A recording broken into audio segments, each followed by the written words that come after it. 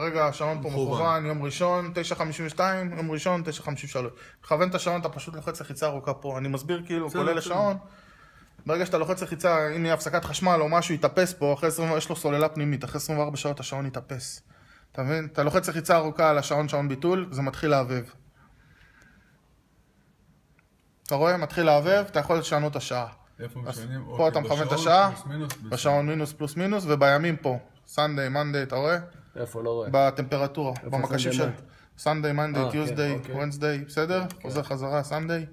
אוקיי, ומאשר את זה, לחיצה פה, מאשרת את זה, מפסיק להבב. כיוונו את היום ואת השעה, את היום בשבוע ואת השעה. איפה כוונת את הדקות? מה? את הדקות עם הפלוס והמינוס של השעון. הלאה, עכשיו אנחנו מתחילים לתכנת את הזה. נכנסים לעניין של הטיימר, כן? יום שני אין כלום, אתה רואה? רשום מקש טיימר, יום שני כלום. יום שלישי אין כלום. יום רביעי אין כלום. יום חמישי אין כלום. יום שישי, שעה 6:40.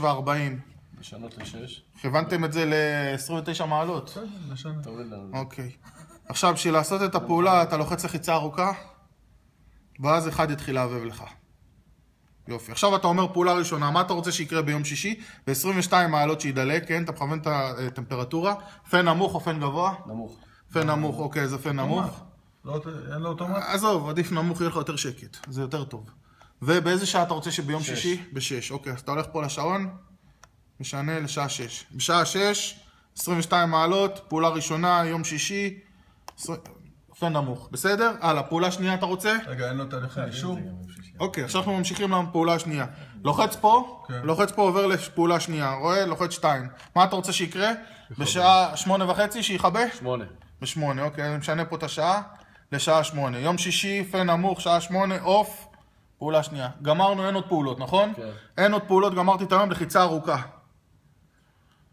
לחיצה ארוכה סוגרת לי את יום שישי ועוברת אותי ליום שבת.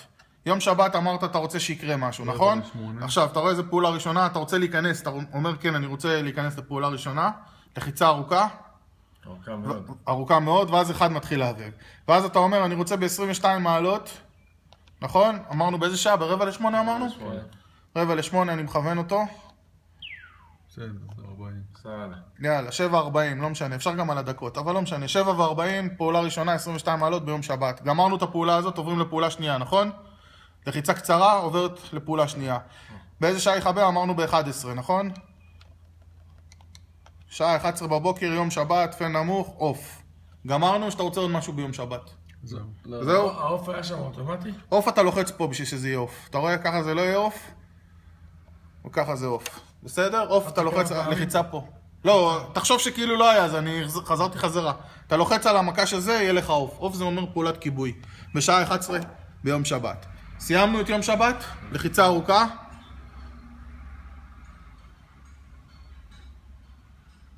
ואז זה עובר לי ליום ראשון. אתה רואה, יום ראשון אני לא רוצה כלום, סיימתי. על מנת שזה יקרה, מה שביצענו, צריך ללחוץ על זה כדי שיופיע הסימן של הטיימר. ברגע שיהיה לחוץ הטיימר, רק אז זה יקרה. אם לא יהיה זה, לא יהיה אקטיבציה. לשנות בטיימר רק מקירור לחימום, זה כל הפעולה מחדש? כן. הכל מחדש? כן. לא משנה, השעות נשארות. אז זה לא רק שאתה חימום, אתה תעלה את החום ל-30 מעלות, כי יש לך פה תקרה גבוהה, אתה אפילו 32, אתה רוצה שממש יחמם פה. אז זה כל פעולה מחדש, כמו שעשיתי עד עכשיו, פשוט להעביר פה על עמוד, במקום קירור זה יעבור לך לחימום, בסדר? יש לך פה שני מעגלים, אז בשניהם אותו דבר.